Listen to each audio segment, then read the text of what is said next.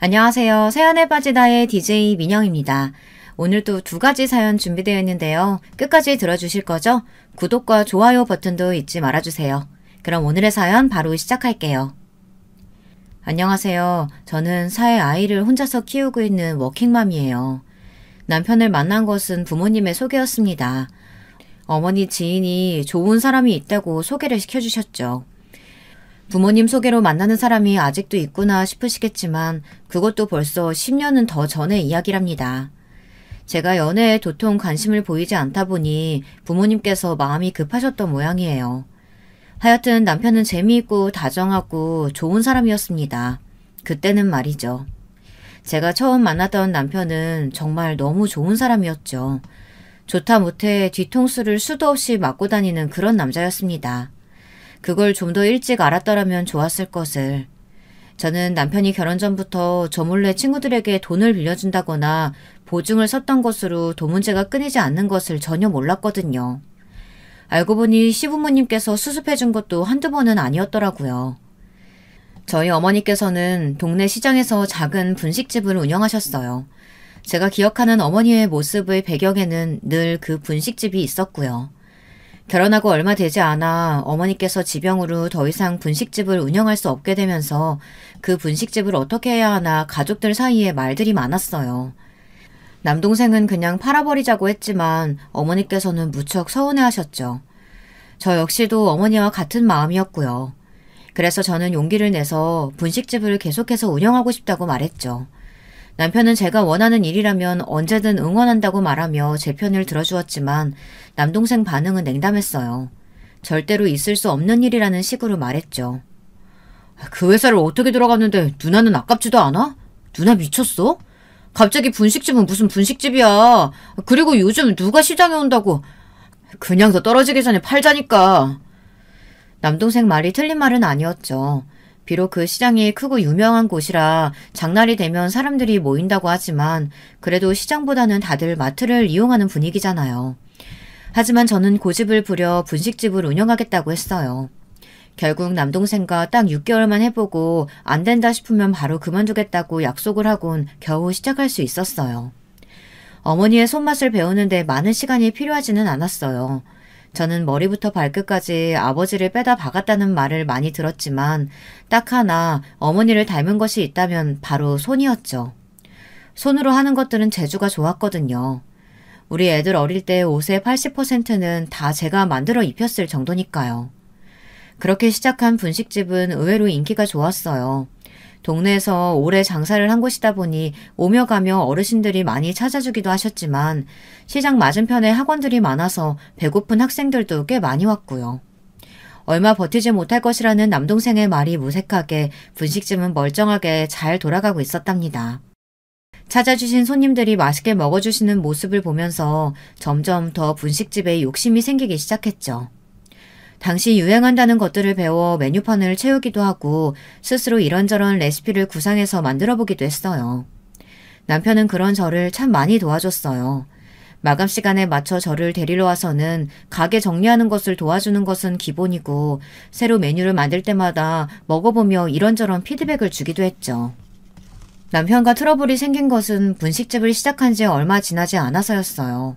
빨래를 돌리려고 주머니를 정리하는데 종이 하나가 나오더라고요. 꼬깃꼬깃 접혀 있었죠. 이게 뭔가 싶어서 보니 고깃집 전단지더라고요. 문제는 뒤편이었죠. 뒤편에는 커다란 글씨로 어제 날짜와 함께 며칠까지는 꼭 1,000만 원을 갚겠다고 적혀 있더군요. 그리고 그 밑에는 남편의 이름과 저도 잘 아는 남편 친구의 이름이 있었죠. 저는 눈이 튀어나올 것만 같았어요. 1,000만 원이라뇨. 저는 허둥거리며 남편에게 달려가 이게 뭐냐고 물었어요. 남편은 당황하며 어디서 찾았느냐고 묻더군요. 이건 도대체 어떻게... 당신 내 물건 뒤졌어? 뒤지기는 뭘. 빨래하려고 보니까 주머니에 들어있던데. 당신 돈 빌려줬어요? 1,000만 원이나? 별일 아니야. 당신은 몰라도 되는 일이야. 아니 어떻게 그 큰 돈을 빌려줬는데 내가 몰라도 된다니 그게 무슨 소리야. 당신 돈이 어디 있어서 돈을 이렇게 빌려준다는 말이야. 내가 벌어준 돈인데 뭐 어쩌라고. 지금 당신 허락이라도 받으란 말이야? 저는 어처구니가 없었죠. 물론 남편이 번 돈이니까 남편이 마음대로 하겠다는 말이 틀린 말은 아니죠. 하지만 1,000만 원이나 되는 돈을 누군가에게 빌려준다면 말 정도는 저한테 해줄 수 있는 것은 아닐까 싶었거든요. 이야기를 듣고 계시는 분들은 어떠세요? 궁금해하는 제가 잘못된 것일까요? 남편은 완전 실망했다는 식으로 저를 노려보며 2번 다시 이야기하지 말라고 아주 단호하게 말하더군요. 남편의 반응에 제 마음도 차게 식었어요. 제 반응이 심상치 않다고 느꼈는지 남편은 헛기침을 하더니 한결 부드러운 진 목소리로 말했어요. 제일 믿는 친구고 지금 급하다고 해서 돈 빌려줬어. 금방 갚을 테니까 신경 쓸 필요 없어. 당신이 알 정도의 일은 아니라고 생각해서 말을 안 했을 뿐이야. 남편의 해명이 있었지만 저는 한동안 좀 남편과 거리를 두었어요. 아무리 친한 친구 사이라도 돈 거래는 신중해야 하는데 고기나 먹으면서 이면지에 한 줄 써서 주고받아도 되는 건가 싶었죠. 우리가 무슨 재벌도 아닌데 말이죠. 남편과 그 일로 대면대면 지내고 있던 어느 날 남편이 1,000만 원짜리 수표를 보여주더군요. 그때 빌려갔던 친구가 돈을 갚았다고 하면서 말이죠. 그러면서 남편은 보란듯이 별일 아니지 않느냐며 이만 화를 풀라고 말했어요. 저는 길게 한숨을 내쉬었습니다. 내 허락이 필요하다고 말하는 게 아니에요. 그저 이런 일이 있으면 나하고 상의를 좀 하자는 거죠. 당신은 어떻게 생각할지 모르겠지만 내 기준에서 1,000만 원은 이렇게 쉽게 빌려주고 받을 수 있는 돈 아니라고 생각했거든요. 알았어. 다시는 당신이 신경 쓸 일 안 만들게. 저는 몇 번이고 남편에게 약속을 받아내고서야 그 일을 넘어갈 수 있었어요. 그 사건을 제외하고 저희 부부는 평범함 그 자체였어요. 평온했죠. 남편이 약속을 정말 지켰는지는 모르겠어요. 그때는 남편이 제 이야기를 들어줬다고 생각했는데 지금 떠올려보면 철저하게 숨긴 것은 아닌가 싶어요. 하지만 평화는 그렇게 길지 않았어요. 남편에게서 이상한 낌새를 느낀 것은 첫 애가 태어나고 100일도 채 되지 않았을 때였습니다. 남편이 갑자기 돈이 좀 있느냐고 묻더군요. 갑자기 무슨 돈 타령이냐고 물었죠. 이전 일도 생각나고 해서 심장이 벌렁거렸어요. 제가 목소리를 높여가며 물었지만 남편은 말을 얼버무리고는 잊어달라고 하더군요. 저는 그런 남편을 붙들고 물었지만 끝까지 말을 해주지 않았어요. 그리고 일주일 정도 지났을까. 저를 피해만 다니던 남편이 술에 완전 취해 들어와서는 친구는 와이프 덕을 그렇게 보고 사는데 왜 자기는 그런 것도 없느냐고 소리를 하더라고요. 충격적이었죠. 취중 진담이라고 하잖아요. 저는 남편이 평소 그런 생각을 가지고 있었던 것 같아 기분이 확 상했죠. 술 먹었으면 조용히 들어가서 자요. 애기 놀라잖아요. 내 집 와서 내 맘대로 소리도 못 내냐? 내가 왜 눈치 보고 살아야 되는데? 네가 나한테 해준 게 뭐가 있어서? 많이 취한 것 같은데 그만하고 들어가요. 술 깨고 나서 그 다음에 이야기해요. 저는 남편을 어떻게든 부축해서 방으로 들어가려 했지만 남편은 그런 제 손을 뿌리치고는 더 소리를 지르기 시작했어요. 당연히 잠들었던 첫째가 일어나서 우렁차게 울었죠. 남편은 아이를 조용히 시키지 않고 뭐하느냐고 제게 손가락질을 했어요. 저는 화를 내고 싶었지만 꾹꾹 눌러 참고 남편에게 나중에 이야기하자고 하면서 안으로 밀어넣었죠. 그때였어요. 남편이 다짜고짜 제 뺨을 때리더니 저를 밀치더라고요. 머릿속이 하얗게 변하면서 아무런 생각이 들지 않았죠. 누군가에게 맞아본 적은 처음이었거든요. 순간 집안에는 침묵만이 흘렀어요. 생각지 못한 큰소리에 남편도 얼었는지 자기 손만 보고 가만히 서 있더군요. 내가 여보 미안해. 내가 미쳤나봐. 남편은 술이 깬 것인지 허둥거리며 제게 손을 내밀었지만 저는 그런 남편의 손을 쳐내고는 첫째가 울고 있는 방으로 들어가 문을 닫아 걸었어요. 남편은 자기가 실수했다고 문을 두드렸지만 저는 일체 대답하지 않았죠. 다음 날이 되자 남편은 손이 발이 되도록 2번 다시 이런 일은 만들지 않겠다고 빌었지만 저는 끝까지 말하지 않았어요. 사실 제 스스로도 진정이 되지 않았거든요. 이 상태로 무슨 이야기를 할 수 있겠나 싶었기에 정리가 우선이었죠. 술에 취해 가족에게 손을 올리다니 최악 중에서도 최악이잖아요. 당장이라도 짐을 싸서 친정으로 가고 싶은 충동이 들었지만 다른 한편으로는 이번이 처음인데다가 저렇게 사과를 하는데 넘어가도 되는 것이 아닐까 싶기도 했어요. 바보 같은 생각이었죠. 사람은 고쳐 쓰는 것이 아니라는 주변 사람들 이야기가 당시에는 하나도 떠오르지 않더라고요. 그래서 저는 이번 한 번만은 없었던 일로 하겠다고 했어요. 그렇게 결혼하고 6년이란 시간이 흘렀어요. 그날 이후 남편은 술을 일체 입에 대지 않았어요. 마치 그날의 일이 꿈처럼 느껴졌죠. 저희 집은 평화롭게 흘러가고 있었어요. 아이도 둘이나 태어났고 분식집은 여전히 손님들이 많았으며 남편도 회사에서 승진을 했거든요. 저희 가정에 불운이 들기 시작한 것은 셋째를 임신했을 때였어요. 남편이 회사 일이 바쁘다며 점점 귀가 시간이 늦어지기 시작했죠. 술도 잘 마시지 않는 사람이 만취 상태로 집에 기어들어오기도 했고요. 심지어 시작 입구에서 잠들어 경찰에게 연락이 오기도 했답니다. 하루아침에 바뀐 남편의 모습에 저는 정신을 차릴 수가 없었어요. 무슨 고민 있느냐고 힘든 일이 있으면 같이 이겨내자고 그렇게 말을 했지만 남편은 괜찮다고만 했죠. 하지만 시간이 지날수록 남편의 얼굴에는 근심으로 가득했고 툭하면 한숨을 내쉬기도 했습니다. 여보, 그렇게 혼자서 끙끙거리지 말고 무슨 일이든 이야기 좀 해봐요. 그래도 둘이서 고민하면 해결책이 보일 수도 있잖아요. 아니야, 일은 무슨. 내가 너무 걱정시켰지? 잘 해결되고 있어. 정말 해결되고 있는 거 맞아요? 당신 점점 이상해지고 있다고요. 내가 다 알아서 한다니까 왜 그렇게 성가시게 굴어. 급기야 남편은 화를 내기 시작했어요. 순간 남편이 제게 손을 올렸던 그날이 떠오르며 온몸이 떨렸어요. 금방이라도 그날처럼 남편이 돌변할 것 같아 무서웠죠. 이걸 다행이라고 말해도 될지는 모르겠지만 하여튼 다행스럽게도 남편은 그렇게 소리를 지르는 것으로 끝이었어요. 어쩌면 듣고 계시는 분들 중에는 그러게 뭐하러 자꾸 묻느냐고 저를 타박하시는 분도 계실 거예요. 괜히 일을 만들었다고 하실 수도 있죠. 실제로 시어머니께서는 힘들게 일하는 남편 바가지 긁는다고 한 소리 하셨거든요. 알아서 잘할 텐데 뭐가 그렇게 못 믿어서 캐묻느냐고요. 너는 뭐가 그렇게 궁금한 게 많은 거야? 어련히 알아서 잘할까? 네가 그렇게 하면 잘 될 일도 안 되겠다. 어머니, 아무리 그래도 저렇게 사람이 점점 예민해지고 날카롭게 반응하는데 걱정되는 거는 당연하잖아요. 요즘 집에 와서 애들한테도 화를 내질 않나 외박까지 하는데 어떻게 안 물어봐요. 남자 하는 일에 어디서 여자가 입을 대기를. 그동안 우리 아들이 월급을 안 갖다 준 적이 있기를 하니 아니면 바람이 난 적을 있기를 하니 그냥 입 닫고 기다리라고 하면 그러겠다고 하고 말리를. 월급이요? 어머니, 매달 애들 학원비 제외하고는 그이 월급을 본 적도 없어요. 분식집 시작하고 나서부터는 생활비는 다 제가 충당했고 남편 월급은 본인이 관리하고 있는데 무슨 말씀이세요. 적금이랑 펀드랑 해서 목돈 만들겠다고 큰소리쳐서 저는 그이가 얼마를 버는지도 모른다고요. 시어머니께서는 저의 고백에 당황하신 듯이 눈을 피하시며 헛기침을 하셨죠. 제가 그동안 말을 안 했으니 당연히 모르고 계셨겠지만 남편이 제게 달마다 주는 돈은 고작 50만 원이 전부였어요. 그걸로 애들 둘 태권도에 어린이집 보내기도 빠듯했죠. 하지만 저는 남편을 믿었어요. 초반에는 적금 통장도 보여주더라고요. 매달 넣고 있다고 하면서 말이죠. 애들 이름으로 된 통장도 있었고 해서 저는 한 번도 남편이 월급으로 딴짓을 하고 있다고는 의심하지 않았답니다.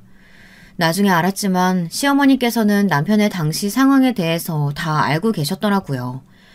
오히려 제가 알게 되면 어떻게 하나 싶은 마음에 오히려 큰 소리를 치셨던 거죠. 하지만 얼마 가지 않아 저는 남편이 무슨 일로 그렇게 신경이 곤두섰는지 알 수 있었습니다. 그날의 일은 지금 기억해도 등에서 소름이 돋고 식은땀이 흐르는 것 같아요. 마감 시간이 다가오기에 가게 안을 정리하고 있었는데 180은 훌쩍 넘어 보이는 큰 키에 운동을 했는지 다부진 체격을 한 남자 5이 가게 안으로 들어오더라고요. 저는 마감이라고 말씀드렸지만 그 사람들은 제 목소리는 들리지도 않는지 가게에 자리를 잡았어요. 저는 무서웠지만 다시금 마감 시간이라고 말씀드렸어요. 아주머니, 김성찬이란 사람 알지? 그 사람은 남편 친구인데 그 사람은 왜요? 갑자기 왜 여기 오셔서 그 사람을 찾으세요? 그럼 아주머니 남편이 안석현이야? 그런데요. 당신들 뭐하는 사람이에요? 우리 남편은 어떻게 알고요?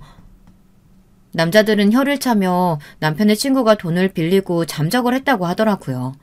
당연히 저는 그게 남편과 무슨 상관이냐고 물었죠. 남편 친구가 잠적을 했는데 왜 여길 찾아오느냐고요. 그런데 연달아 놀라운 이야기를 하더라고요. 남편이 연대 보증인은 물론 남편 역시 돈을 빌렸다고 말이죠. 저는 너무 놀라서 몸을 휘청거렸어요. 하지만 겨우 벽에 기대 넘어지는 것은 피할 수 있었습니다. 저는 남편이 제게 말도 없이 연대 보증인이 되었다는 사실도 놀랐지만 사채를 썼다는 것에 더 큰 충격을 받았어요. 사채라니 남편이 무슨 돈이 얼마나 필요해서 사채를 쓴다는 말인지 이해가 되지 않았거든요. 당연히 저는 그 사람들에게 남편이 무슨 돈을 빌리느냐고 절대로 그럴 리가 없다고 말했어요. 그러자 그 남자들은 차용증을 보여주더군요. 저는 몇 번이고 차용증을 읽었죠. 도저히 믿을 수가 없었거든요. 하지만 제 믿음은 산산조각 나고 말았어요. 차용증에는 선명하게 남편의 이름은 물론 눈이 튀어나올 만한 금액이 적혀 있었어요. 상상으로도 해본 적 없을 만큼의 거액이었어요. 무려 1억이었습니다. 머릿속에는 오만 가지 생각들이 떠다녔습니다. 1억이란 돈이 왜 필요했을까? 다른 집에 살림을 차렸나? 아니면 도박을 했나? 펀드 이야기하더니만 혹시 펀드가 아닌 주식에 손을 댄 건 아닌가? 정말 오만 가지 경우의 수가 머릿속을 가득 채웠죠. 제가 말도 없이 가만히 차용증만 보고 서 있자 남자가 거친 욕을 내뱉으며 뭘 그렇게 보느냐고 소리를 질렀어요. 그렇게 보고 있으면 뭐 1억이 10억이라도 되냐? 누가 대신 갚아줘? 뭘 그렇게 보고 있어? 이 많은 돈을 왜... 당신들 사기꾼 아니야? 사기꾼은 당신 남편이고 돈을 빌렸으면 갚아야지 어디서 잠적이야. 그 친구놈은 땅으로 꺼졌는지 하늘로 솟았는지 코빼기도 안 보이고 당신 남편은 연락두절에 회사에도 없고 그러니까 여기라도 와야지. 안 그래? 회사에도 없다니 그게 무슨... 남자들은 회사로 남편을 찾아갔더니 이미 퇴사를 한 상태라 결국 여기로 왔다고 했습니다. 저는 거기서 2차 충격을 받았죠. 아침마다 잘 다녀오겠다고 말하고 나간 남편이 회사가 아니라면 도대체 어디로 갔느냐 싶었어요.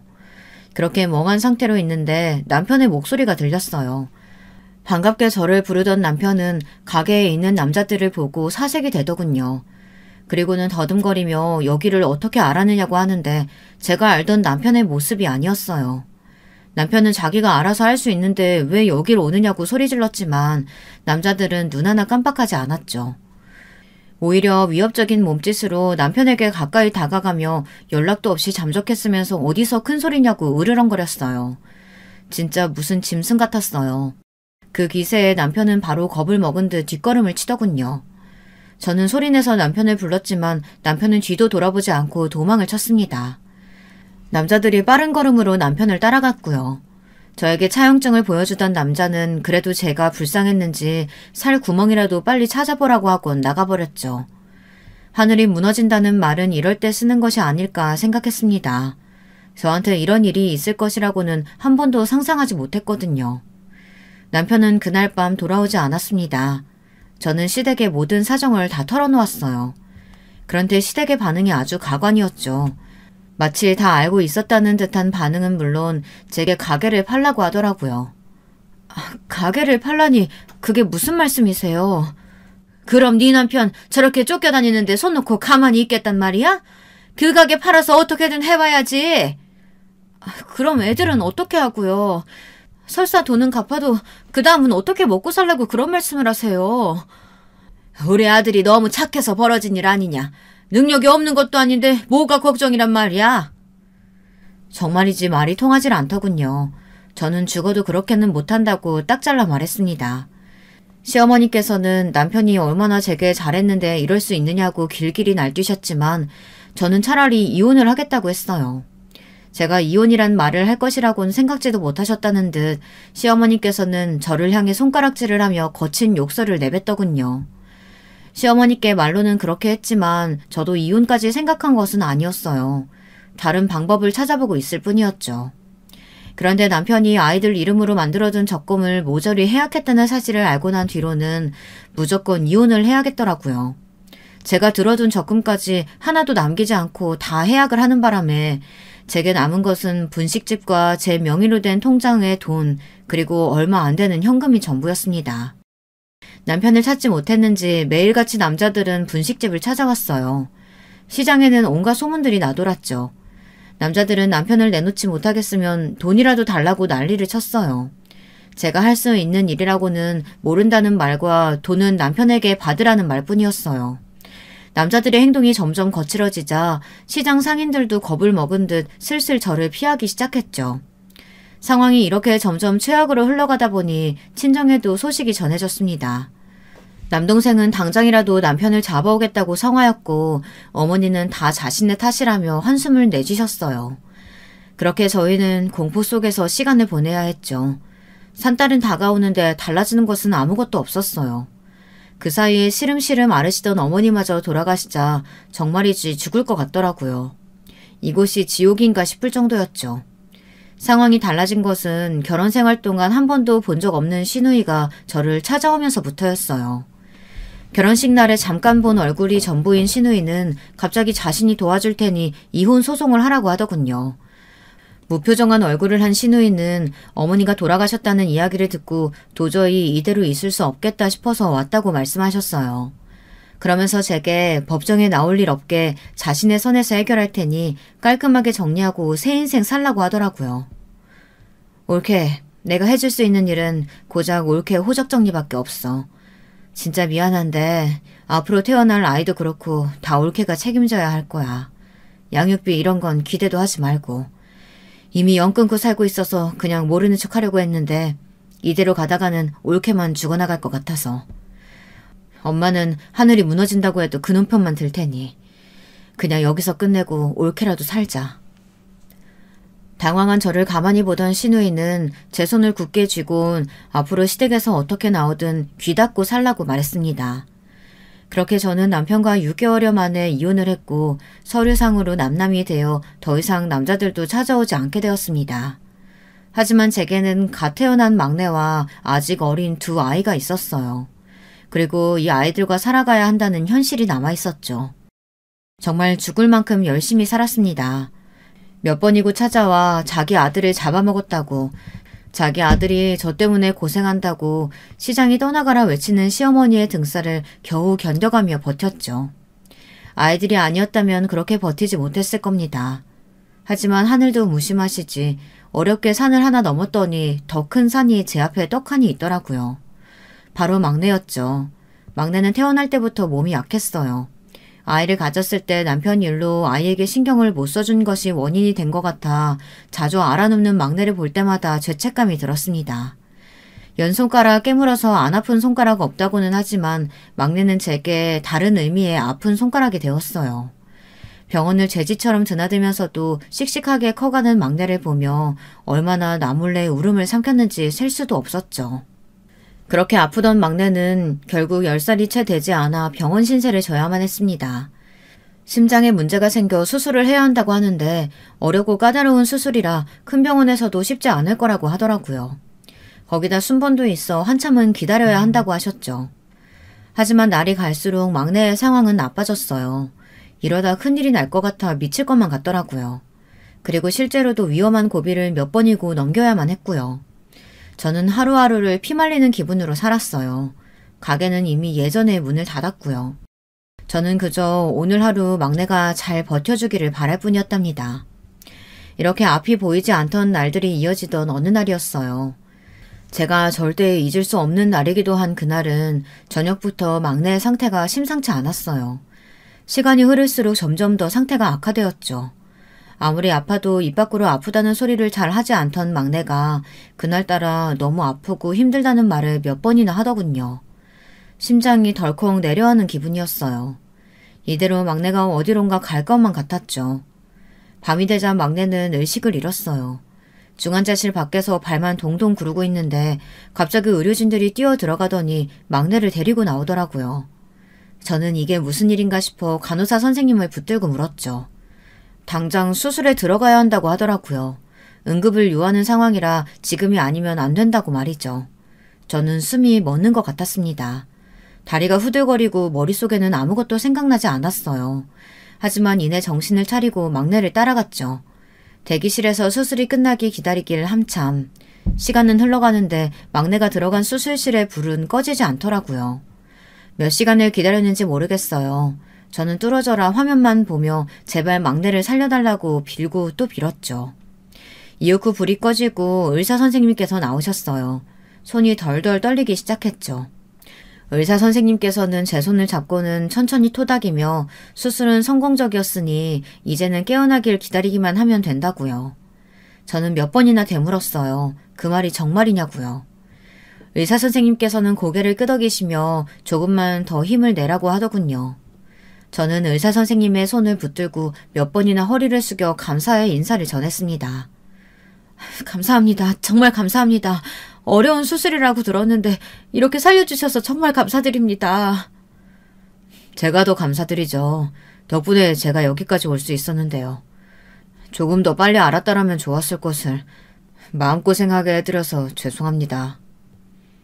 저는 의사 선생님의 말씀에 고개를 갸웃거리며 바라봤어요. 생전 처음 보는 얼굴이었죠. 의사 선생님은 그런 저를 보곤 빙그레 웃기만 하셨고요. 저는 혹시 우리가 만난 적이 있느냐고 물었지만 의사 선생님께서는 대답이 없으셨어요. 그저 다음날 따로 찾아뵙고 말씀드리겠다고 하고는 감사하다는 말을 꼭 하고 싶었다고 하시곤 허리를 숙이셨어요. 당황한 제가 허둥거리며 같이 허리를 숙였다 들어보니 의사 선생님께서는 이미 가버리셨더라고요. 머릿속은 온통 물음표로 가득했지만 저는 그저 막내가 살아있음에 감사하기로 했답니다. 저의 의문은 다음날 쉽게 해결되었어요. 막내가 의식을 되찾았다는 소리에 안도하고 있는데 의사 선생님께서 휠체어에 탄 할머니 한 분과 함께 저를 찾아오셨더라고요. 저는 단박에 그 할머니가 어떤 분인지 알 수 있었습니다. 꽤나 오래된 기억이지만 계속해서 마음에 남았었거든요. 분식집을 시작한 지 얼마 되지 않을 시기였는데요. 오전에는 늘 장사 준비로 정신이 없었죠. 점심시간이 되면 하나둘 손님들이 몰려들기 시작했거든요. 그날도 어김없이 한바탕 점심 장사를 마치고 살짝 여유가 생겨 가게 한쪽 자리에 앉아 쉬고 있는데 나이 드신 할머니 한 분께서 가게 앞을 서성거리시더라고요. 폐지를 줍는 할머니셨죠. 시장에서는 유명한 할머니셨고요. 남편에게 맞고 살던 딸이 손주 둘을 맡기고 도망치는 바람에 없는 살림에 애들 키우느라 고생이 많다는 이야기를 들었거든요. 거기다 손버릇이 나쁜 사위가 툭하면 집에 찾아온다는 이야기도 들었죠. 사위를 피해 여기저기 이사를 다니시다 결국은 저희 동네에 정착을 하셨다는데 어떻게 알았는지 아직도 사위가 찾아온다고 하더라고요. 시장에서는 다들 그 할머니를 안타까워하면서도 그 사위가 무서워서 피하는 편이었어요. 한 번은 시장 바닥 한가운데에서 딸을 어디다 빼돌렸냐며 할머니께 난리를 피워 경찰이 오기도 했거든요. 저는 벌떡 일어나 할머니께 다가갔어요. 할머니 뭐 드릴까요? 저희가 폐지는 잘 안 나오는데. 아니야. 저기... 네 할머니 뭐 필요한 거 있으세요? 떡볶이 말이야. 혹시 500원어치도 팔아? 저희 분식집에서는 떡볶이 1인분이 2,000원이라 500원어치는 팔 리가 없었어요. 그런데 할머니 얼굴을 보고 있자니 그렇게는 팔지 않는다는 말이 전혀 나오질 않더라고요. 저는 당연히 된다고 말씀드리며 슬쩍 무슨 날이냐고 물었죠. 사실 매번 가게 앞을 지나가면서도 할머니께서는 눈길만 주실 뿐 한 번도 사가신 적이 없었거든요. 할머니께서는 오늘 둘째 손자가 생일인데 손자가 제일 좋아하는 것이 다른 집도 아닌 우리 집 떡볶이라 그것이라도 사주고 싶다고 하시더라고요. 오늘 영 벌이가 시원치가 않아서 그래서 500원어치라도 좀 살 수 있을까? 안 될 게 뭐가 있어요. 오늘 손주 생일이시구나. 그럼 제일 맛있어 보이는 놈들로 골라볼게요. 괜찮겠어? 미안해. 진짜 내가 다음에는 에이 할머니 그런 말이 어디 있어요. 우리 집 떡볶이를 좋아해 준다니 제가 더 기분 좋은걸요? 저는 1인분이 조금 넘는 양을 꾹꾹 눌러 담았어요. 그리고 튀김도 몇 개 넣었죠. 할머니께서는 뭘 그렇게 많이 주느냐고 하얗게 질린 얼굴로 그렇게 팔아서는 안 된다고 하셨지만 저는 넉살 좋게 생일 선물이라 생각하고 받아달라고 말씀드렸죠. 할머니께서는 금방이라도 눈물을 쏟을 것 같은 얼굴을 하시며 고맙다고 하시고는 몇 번이나 허리를 숙이고 가셨습니다. 저는 할머니 인사를 받는 것이 민망했지만 기분은 좋았습니다. 그런데 다음 날부터 예상하지 못한 일이 벌어졌어요. 아침에 가게에 나오면 다른 곳과는 다르게 분식집 앞이 깔끔하게 청소가 되어 있더라고요. 처음에는 눈치를 못 챘어요. 그런데 며칠 뒤에 비가 엄청 내린 다음 날인데 저희 가게 앞만 깨끗했죠. 저는 누군가 저희 가게 앞을 깔끔하게 청소해주고 있다는 것을 그때야 알았어요. 그리고 그 사람이 고등학교에 입학한 할머니네 첫째 손주라는 것도 알았죠. 저는 고작 떡볶이 한 번을 넉넉하게 담아준 것이 전부인데 이렇게까지 해주다니 오히려 미안한 마음이 들더라고요. 그때부터였어요. 저는 일주일에 한 번씩 밑반찬이랑 카레나 짜장 같은 것들을 담아 할머니 댁 앞에 놓고 왔어요. 가게 앞을 청소해줘서 너무 고맙다는 편지와 함께 말이죠. 처음에는 할머니께서 절대로 받을 수 없다고 하셨어요.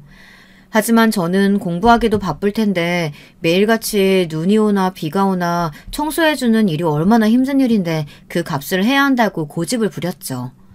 저희의 인연은 그렇게 시작되었습니다. 한 번도 아이들을 직접적으로 만난 적은 없었어요. 사춘기에 아이들이 자존심이 상할 것 같았거든요. 아버지란 사람은 찾아와서 행패를 부리고 어머니란 사람은 자기 살겠다고 아이들을 버리고 가선 소식도 없고 거기다 말하기 좋아하는 사람들이 여기저기서 수군거리는 것 같더라고요. 그래서 괜히 아이들 마음 다치는 것은 보고 싶지 않아 그저 사람들이 없는 시간을 틈타 집 앞에 두고 오는 것이 전부였죠. 그렇게 2년의 시간이 지났습니다. 저는 2년 동안 한 번도 빼놓지 않고 도시락을 배달했어요. 몇 번이고 아이들에게 감사의 편지를 받기도 했죠. 그런데 언제부터인가 할머니의 모습이 보이지 않더라고요. 저는 몸이라도 아프신가 싶어서 집을 찾아갔는데 아무도 없었어요. 집주인의 말로는 도망친 듯 떠났다고 하고요. 걱정이 되더군요. 설상가상 그 사위라는 인간이 저희 가게에 와서는 할머니와 아이들 소식을 내놓으라고 한 적도 있었거든요. 할머니 집에서 저희 분식집 젓가락을 발견했다고 하면서요. 당연히 저는 어이가 없었죠. 그런 이유로 저를 찾아와선 할머니와 아이들을 내놓으라니 도대체 머릿속에는 뭐가 들어있는지 상상이 안 되더라고요. 저는 당장 경찰을 불렀고 그 사위라는 사람은 끌려가면서도 이렇게 끝나지 않을 것이라고 두고 보란 말을 남겼습니다. 실제로 사위라는 그 사람은 몇 번이고 찾아왔어요. 그리고 이런 일이 반복되다 보니 할머니와 아이들이 더 걱정이 되었답니다. 나름 알아보기도 했는데 제가 아는 곳이라고는 김씨 할머니라는 것 말고는 없다 보니 찾기도 힘들더라고요. 그 일은 그렇게 제 마음 한구석에 남아있었죠. 그런데 그런 할머니를 병원에서 만나다니 보통 놀랄 일이 아니었어요. 나 기억하겠어? 떡볶이. 당연하죠, 할머니. 그동안 어디 가셨던 거예요? 갑자기 사라지셔서 깜짝 놀랐어요. 찾는 것도 쉽지 않더라고요. 그런데 이렇게 병원에서 만나다니. 할머니께서는 울먹거리시며 제 손을 잡아주셨어요. 당시 아이들을 버리고 도망친 줄 알았던 딸이 겨우 자리를 잡았다며 같이 가자고 해서 알리지도 못했다고 하시더라고요. 혹시나 사위가 나타날까 겁이 나서 도망치기만 했다고 미안하다고 하셨죠. 저는 이렇게 살아계신 것만 본 것으로도 충분하다고 말씀드렸어요.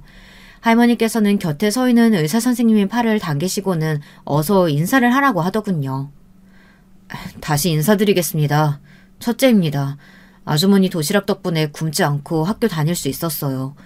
꼭 그 은혜 갚고 싶었는데 늦어서 죄송합니다. 먼저 찾아갔어야 했는데. 첫째라면 우리 분식집 앞을 매일 청소했다는 그 첫째?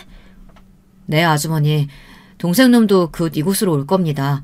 기억하실지는 모르겠지만 동생은 아직 학생이라 지금 수업 중이에요. 아주머니, 정말 그때 정말 감사드립니다. 아주머니의 도움 아니었다면 지금의 저희는 있을 수도 없어요. 정말 감사드립니다. 내가 뭘 했다고. 세상에 이렇게 훌륭한 의사 선생님이 되셨다니. 정말 할머니 뿌듯하시겠어요. 내가 새댁을 어떻게 잊어. 나 아프면 약 사다 줘. 영양제도 넣어줘. 자네가 우리한테 해준 것들 하나도 안 잊었지. 아주머니께서 시험 잘 보라고 넣어주셨던 편지 저 아직도 가지고 있어요. 의사 선생님께서는 가운 앞주머니에서 작은 지갑을 하나 꺼내서는 제게 보여주더군요. 그 안에는 제가 적어줬던 메모들이 코팅된 상태로 들어있었어요. 도시락만 주기 뭔가 허전해서 한마디씩 적어서 남겼던 편지들이 가득이더군요. 제일 위에 올려진 것이 시험 잘 보라는 말이었어요. 그것 말고도 감기 걸리지 말라고 한 것도 있었어요. 세월이 그렇게나 흘렀는데도 여전히 선명한 제 글씨에 괜히 기분이 이상하더라고요. 눈물이 날 것 같기도 하고 고작 그런 일로 감사를 받는 이 상황이 민망하기도 하고요. 제가 우물쭈물하고 있자 의사 선생님께서는 공부하기 힘들 때마다 중요한 시험이 있을 때마다 이 편지에서 힘을 얻었다고 하더니 제 손을 잡았습니다. 아주머니 정말 죄송합니다. 제가 학회에 다녀오느라 늦게 와서 몰랐어요. 만약 빨리 알았더라면 바로 수술을 했을 텐데 진짜 죄송해요. 마음고생 많이 하셨죠? 하지만 걱정하지 마세요. 수술은 확실히 성공했으니까요. 의사 선생님 덕분입니다. 감사해요. 정말 감사해요. 저는 고마움에 어쩔 줄 몰라 하며 허리를 숙였어요. 의사 선생님께서는 그런 저를 일으키며 그저 은혜를 갚은 것뿐이라고 하셨죠. 할머니께서는 시간 있으면 자신과 이야기나 좀 하자고 하셨어요. 그동안 어떻게 지냈는지 다 말해주고 싶다고 하시며 마찬가지로 제가 어떻게 지내고 있는지도 궁금하다고 하셨죠. 저는 할머니와 나란히 앉아 그 긴 시간에 대한 이야기를 한참 나누었답니다. 막내의 컨디션이 점점 좋아지면서 저희 가족에게도 웃음이 찾아왔죠. 할머니네 둘째는 이사를 가고 나서 제일 아쉬웠던 것이 제가 만든 떡볶이를 못 먹는다는 것이었다고 말해주었어요.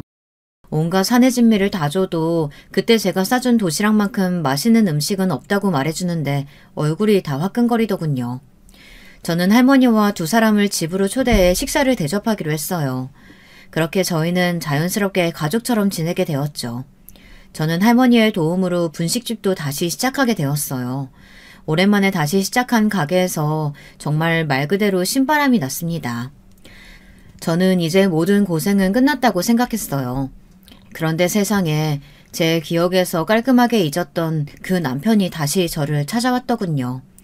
잘 지냈냐고 아무렇지 않게 인사를 하며 들어오는 남편을 보는데 저는 헛것을 보고 있다고 생각했어요.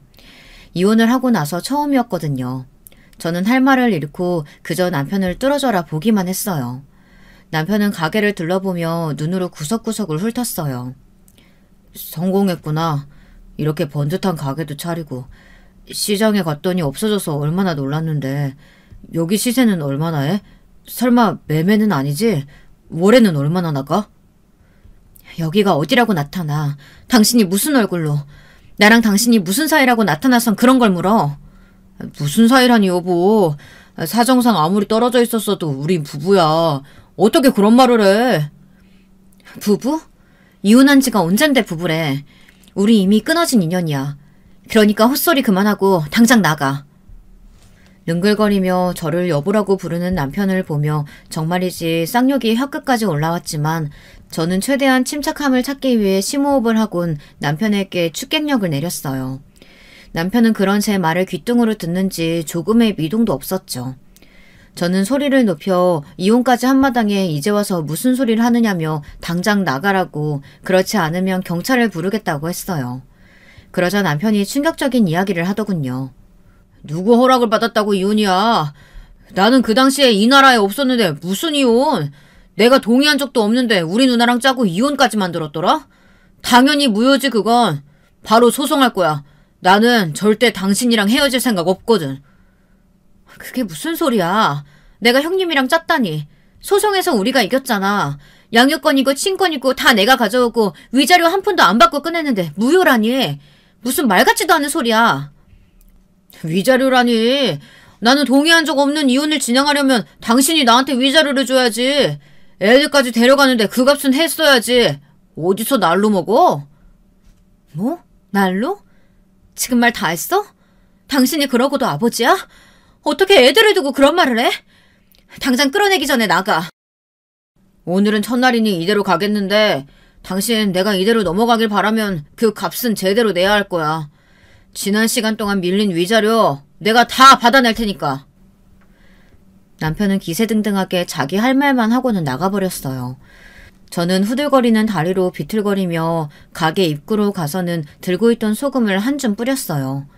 남편이 아니라 제게는 재앙이나 다름없었거든요. 저는 머리가 멍해지고 눈앞이 흐려지는 것만 같았어요. 저는 급하게 가게를 정리하고 집으로 들어가 누웠습니다. 이 일을 어떻게 하면 좋을지 아무리 머리를 굴려봐도 모르겠더라고요. 남편에게 돈을 주고 끝내고 싶은 마음도 들었지만 제게 그만큼의 돈이 있을 턱이 없죠. 지금 시작한 분식집도 할머니의 도움에 대출까지 받아 겨우 마련한 것이고 가게도 이제 흑자로 돌아서는 중이었는데 무슨 수로 제가 돈을 마련할 수 있겠어요. 아이들은 무슨 일 있냐고 물었지만 저는 그저 몸살 기운이 있다고 말하고는 방에 들어가서 벽만 보고 있었어요. 그때였어요. 밖에서 소란스러운 소리가 들리더니 할머니네 둘째가 문을 살짝 열곤 저를 불렀습니다. 분식집에 갔다가 닫힌 문을 보고 왔다고 했죠. 저는 할머니네 둘째가 로스쿨에 다니고 있다는 생각에 지푸라기라도 붙잡는 마음으로 낮에 있었던 이야기를 꺼냈어요. 아니나 다를까 할머니네 둘째는 남편 욕을 하며 길길이 뛰더군요. 아니 이모, 그걸 그냥 뒀어요? 진짜 내 손에 걸렸으면 죽었어요, 그놈. 어떻게 애들 안부는 묻지도 않고. 뭐? 위자료? 우리 아버지도 인간 아니었지만 그 새끼도 인간 되긴 글렀어요. 이게 무슨 방법이 없을까? 이혼이 무효가 되면 뭐요? 이모, 다시 이혼하면 되는 거죠. 그 인간이 한 짓이 있는데 무슨 걱정이에요. 내가 형한테 이야기할게요. 형이 발이 엄청 넓으니까 도움 될 거예요. 저도 선배들한테 좀 물어볼게요. 이모는 아무 걱정하지 마세요. 내가 그 인간이랑 다시는 엮일 일 없게 만들어줄 테니까.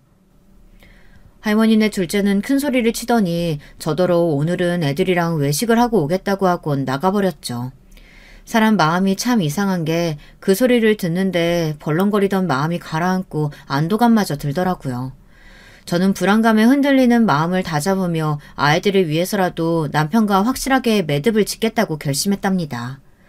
남편은 그 후에도 몇 번이나 저를 찾아왔어요. 결심을 단단히 한 저는 마음대로 하라고 했죠. 이혼 무효를 신청하겠다고 으름장을 놓는 남편을 보며 상관없다고 대답할 정도였으니까요. 당당하게 나가는 제 모습에 오히려 남편이 당황하더라고요. 남편은 이대로 입 닫고 살아줄 테니 위자료를 달라고 했지만 저는 단호하게 선을 그었답니다. 제가 생각보다 너무 강하게 나가자 남편이 머쓱해진 얼굴로 물러나기도 하더군요. 하지만 그것도 잠시였어요.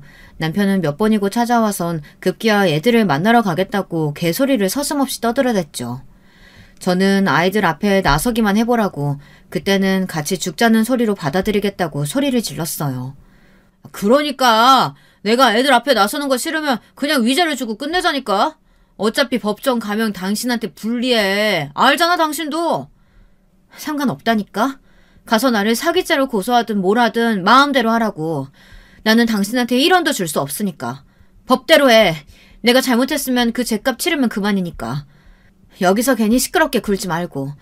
당신도 남자라면 입으로만 털지 말고 해보라고. 자신 있게. 당신 이렇게 나오면 후회하는 사람은 결국 당신이야. 애들 생각은 안 해?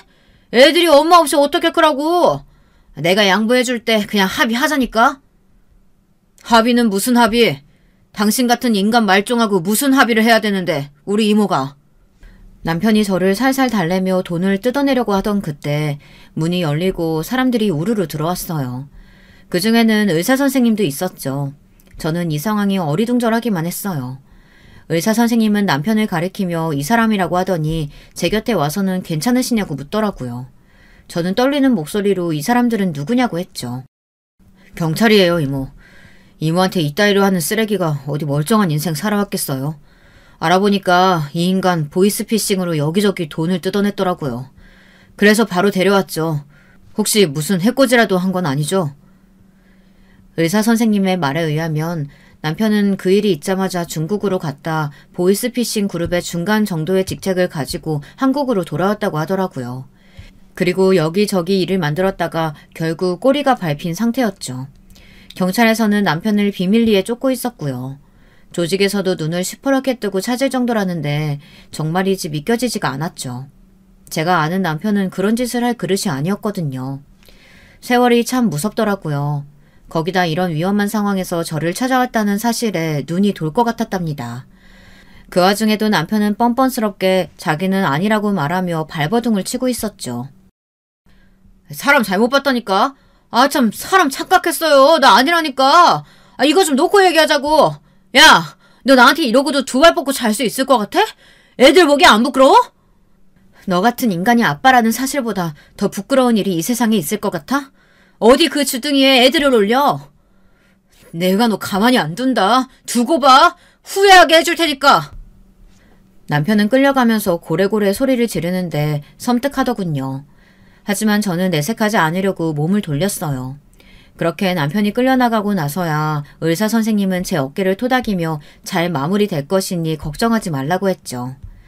저는 남편이 이혼 무효를 주장하고 있는데 혹시나 이번 일로 앙심을 품으면 어떻게 하느냐고 물었어요. 의사 선생님은 웃기만 할 뿐 제게 걱정하지 말란 소리만 했죠. 그 이후로 남편에 대해서 들은 소식이라곤 징역을 살게 되었다는 것이 전부였어요. 자세한 이야기가 오고 간 것 같은데 제가 알아야 무슨 소용이 있을까 싶어 알아보지는 않았답니다. 제가 신경 쓰고 있었던 것은 오직 하나, 이혼 무효 소송이었죠. 그런데 그 이야기도 쏙 들어갔더라고요. 당연히 위자료 이야기도 없었고요. 혹시나 징역을 살고 나와 또 찾아오면 어떻게 하나 걱정은 되었지만 의사 선생님은 절대 그런 일이 없다고 확신에 찬 목소리로 말하더군요. 그 사건이 있었던 것도 벌써 2년 전이네요. 그 사이에 할머니께서도 노안으로 돌아가셨어요. 저는 여전히 의사 선생님과 지금은 사법고시를 눈앞에 두고 있는 둘째까지 두 손주와는 아직도 잘 지내고 있습니다. 할머니께서 돌아가시고 나서 두 사람은 제가 살고 있는 집 아래로 이사까지 왔어요. 비록 혈연 관계는 아니지만 더 가족 같은 사이가 되다 보니 이제는 제가 진짜 두 사람의 이모가 된 것 같은 기분이 들 정도랍니다. 지난주 할머니 기일에 맞춰 가족들끼리 납골당에 다녀왔는데요. 우리 아이들 손을 잡고 내려가는 두 사람의 뒷모습을 보고 있자니 기분이 이상하더라고요. 고작 도시락 하나였는데 이렇게 듬직한 가족이 생기다니 누가 상상이라도 했겠나 싶기도 하고요. 저는 저의 사랑스러운 가족들을 보며 앞으로도 지금처럼만 지낼 수 있길 기도했답니다. 마지막까지 저의 이야기 들어주셔서 감사합니다. 여러분, 두 번째 사연 시작하기 전에 좋아요, 구독 꼭 눌러주실 거죠? 그럼 두 번째 사연 바로 시작합니다. 안녕하세요. 저는 서울에 사는 40대 주부입니다. 제가 인생을 오래 산 건 아니지만 최근에 역대급으로 황당하면서도 어이가 없고 또 웃긴 얘기가 있어서 제보하게 됐어요. 주위에 모임이 많아서 모일 때마다 이 얘기를 했더니 다들 배꼽 잡으며 웃으며 어디든 무조건 제보하라고 해서 용기 내어 제보하게 됐습니다. 여러분, 로미오와 줄리엣이라고 아시죠? 흔히 말하는 원수의 집안 다들 아시죠? 저는 제가 지극히 평범한 인간이라 이런 얘기는 당연히 저에게 해당되지 않는다고 생각하며 살았습니다. 그런데 그 생각은 제 상견례 자리 때 깨지게 됐어요. 상견례 얘기를 꺼내기 전에 말씀드리자면 저는 서울에서 태어나서 초등학교부터 대학교까지 다 서울에서 나온 서울 토박입니다. 심지어 직장도 서울에서 잡아서 사실 서울을 벗어난 적이 없고 우리 집은 이사도 제가 초등학생 때 한 번 갔던 것을 빼고는 간 적도 없어요. 아버지는 은행에 다니시고 엄마는 집에 계셨는데 제 어린 시절을 생각해보면 지극히 평범했습니다. 적당히 화목하고 큰 탈 없이 자랐고 아버지도 어머니도 자식들이라면 뭐든지 좋은 것을 다 해주고 싶어 하셨죠. 아버지는 무뚝뚝하신 편이었고 말씀 자체가 별로 없으셔서 표현을 많이 하는 편은 아니었습니다. 반대로 엄마는 밝고 다정하셨지만 때로는 억세고 나설 일이 있으면 강하게 나설 줄 아는 멋진 엄마였어요. 아버지가 은행에 재직해서 가난하게 자라진 않았지만 그렇다고 막 엄청 넉넉하고 여유롭게 자라지도 않은 대한민국의 평범한 가정이었습니다.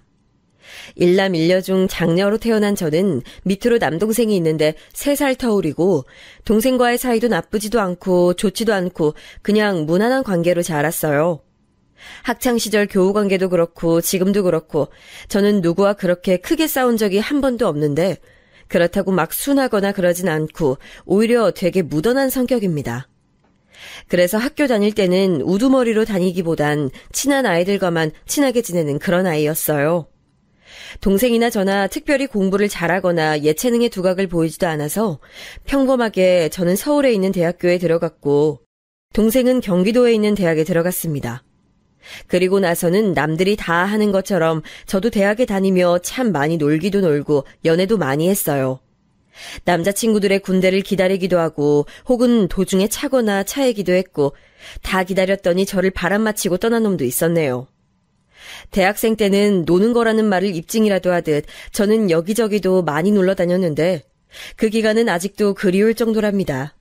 미팅도 많이 하고 친구들과 매일 만나서 놀았어요. 그렇게 광란의 대학 시절을 보내고 저는 서울에 있는 어떤 중견기업의 회계팀에 입사해서 지금의 남편을 만나게 됐습니다.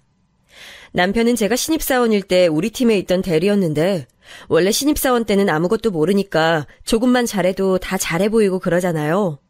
당연히 해야 하는 것들을 해내면 그게 마치 대단한 일처럼 보이고 뭘 해도 잘하는 것 같고 그래서 저는 입사하자마자 남편을 보고 첫눈에 반하게 됐습니다. 남편은 묻어난 저보다 훨씬 더 묻어난 성격이고 감정 표현이 그렇게 많은 편은 아니었는데 그땐 그게 뭐가 그렇게 멋있었는지 몰라요. 지금은 가만 보면 속이 답답해서 무슨 말이라도 해보라고 짜증이 나는데 그때는 그게 참 멋지고 오히려 대단해 보였답니다. 일방적으로 제가 들이대서 우리의 연애는 시작됐는데 제가 회사 선배와 연애를 시작했다니까 엄마는 대학생 때처럼 또 몇 달 사귀다 헤어질 줄 알고 나중에 결혼할 사람만 말하라고 딱 잘라서 말했어요.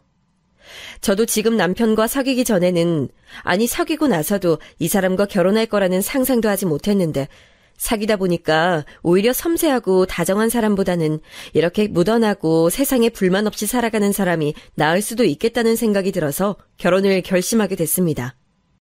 늘 만나던 남자친구들과는 싸우는 일도 많았고 연애를 하며 안 싸우는 것은 정말 드물잖아요. 그런데 저는 남편을 만나며 싸웠던 적이 단 한 번도 없어서 그것도 결혼 결심의 큰 이유였답니다. 총 3년을 만났는데 한결같이 여자 문제로 저를 속삭인 적도 없었고 회사 일도 잘하고 성실한 사람이었습니다. 가끔 답답하게 여길 정도로 감정 표현도 적었는데 어릴 때는 같이 장난치고 재밌는 사람이 좋았는데 나이가 들며 이렇게 말없이 조용한 사람이 오래 만나기엔 훨씬 편하게 느껴지더라고요. 아무튼 우리의 나이도 결혼 정년기가 됐고 둘 다 회사에서 자리도 잡았겠다 결혼을 결심하고 각자 집에 인사를 계기로 결혼 준비를 시작하게 됐어요. 서울에서 나고 자랐던 저와 달리 남편은 본가가 시골에 있었고 지방이라 차로 3시간 걸리는 곳에 있어서 먼저 우리 집에 인사를 가기로 했습니다. 남편은 태어나길 시골에서 태어나서 고등학생 때 형하고 둘이 서울로 올라왔다고 했어요. 형과 둘이 대학도 서울에서 나왔고 직장도 나와서 부모님과 따로 떨어져 산 지는 꽤 됐다고 했습니다. 형도 결혼해서 독립하고 살고 있다고 했고요. 부모님에게 인사하기 전에 저도 남편의 형을 봤었는데 그냥 정말 남편처럼 조용하고 말수가 매우 적으신 분이셨어요. 그렇게 우리 집에 인사를 왔는데 엄마는 제가 결혼한다고 예비사위를 데리고 오니까 사위사랑은 장모라는 말을 증명이라도 하듯 말 그대로 상다리가 휘어지게 음식을 준비하셨습니다. 우리 엄마지만 친정엄마는 음식을 너무나도 잘해서 원래 동네에서도 유명하셨거든요. 오죽하면 김장철이 되면 우리 엄마에게 동네 아주머니들이 같이 하자고 먼저 연락 오시거나 심지어 우리 집 김치를 사 먹겠다고 하는 분들도 많으셨습니다. 저도 엄마 음식을 평생 먹으며 자랐으니 음식 맛에 되게 예민하고 까칠한데 엄마는 그날 유독 자신 있는 요리를 많이 하셨더라고요. 잡채, 불고기, 된장찌개, 꽃게찜 등 기억도 다 안 날 정도로 호화로운 요리를 하셔서 식탁 위에 공간이 부족할 정도였습니다. 남편이 감정 표현이 그렇게 다채롭지 않은 편인데 놀라서 눈이 휘둥그레진 표정을 저는 3년 만에 처음 봤어요. 엄마의 요리를 다 먹고 거실에 둘러앉아 본격적인 호구조사가 시작됐는데 남편과 저는 같은 직장에 다녔으니 기본적으로 조건들은 부모님 마음에 이미 든 상태였어요. 아버지는 평소에 저한테 재산보다 사람 됨됨이를 보라고 귀에 박히도록 말씀하셔서 계속 다른 것보다 인성에 관한 질문을 많이 꺼내셨습니다. 이런 경우에는 어떡할 거냐, 저런 경우에는 어떤 식으로 대처할 거냐는 등 이런 질문들을 퍼부으셨죠. 엄마는 본인이 관상을 볼 줄 안다고 우기는데 그래서 남편의 얼굴을 이리저리 뜯어보았습니다. 그러다 남편의 고향 얘기가 나왔는데 고향이 어디라고 말하자 엄마 얼굴이 급격하게 굳어졌어요. 사실 남편의 고향은 우리 엄마의 고향이랑 같았는데 엄마는 본인 고향에 관해 얘기하는 것을 별로 안 좋아하세요. 명절 때도 오히려 외할아버지와 외할머니가 우리 집으로 올라오시는 경우가 더 많았고 제가 엄마의 고향에 마지막으로 갔던 적도 자그마치 10년 전이었답니다. 외조 부모님과 사이가 안 좋았던 것은 전혀 아니고 오히려 엄마는 외할머니와 외할머니에 대해 항상 걱정하시고 또 걱정하던 편이었어요. 하지만 텔레비전에서 어쩌다 프로그램에서 고향 지역만 나와도 엄마는 채널을 돌리시곤 했답니다. 궁금해서 물어봐도 엄마는 됐다고 넘기셨기에 저는 별일 아니라고 생각하게 됐죠. 그래서 저도 이미 알고 있던 사실이지만 일부러 엄마한테 말을 안 하고 남편을 데리고 온 건데 엄마는 눈치챘는지 저를 마구 째려보더라고요. 엄마는 표정 관리를 금세 하더니 다른 주제로 얘기를 돌렸고 남편은 그렇게 인사를 마치고 집에 돌아가게 되었습니다. 남편이 집에 가자마자 엄마는 저를 붙들고 왜 고양이 같은 것을 자기한테 얘기하지 않았냐고 닥달하기 시작하셨어요. 아니 엄마 왜 그래? 고양이 아무리 싫어도 난 엄마 세대도 아니잖아. 그래도 그렇지 혹시 모르잖아. 뭐가 모르는데? 그럼 말해줘. 아유 됐어 말 꺼내기도 싫어. 나는 생각만 해도 기가 차. 엄마는 또 말을 돌리셨는데 제가 사람도 괜찮고 엄마도 서울 온 지 지금 몇십 년이나 지났으니 그만 나쁜 기억은 잊으라고 했어요. 사실 아버지가 그날 남편을 마음에 들어해서 엄마는 찝찝한 마음을 가진 채로 일단 상견례를 기다리셨습니다. 그리고 남편이 우리 집에 인사를 왔으니 저도 가게 됐는데 간 김에 외할아버지와 외할머니를 보고 오려고 했어요. 엄마는 출발 전부터 저에게 느낌이 좋지 않다고 계속 가서 연락하라고 했지만 저는 개의치 않고 출발했습니다. 3시간을 달려 고향에 갔는데 남편의 집은 시골이라고 작고 넓은 집이 아니고 오히려 좀 크고 넓은 집이었어요.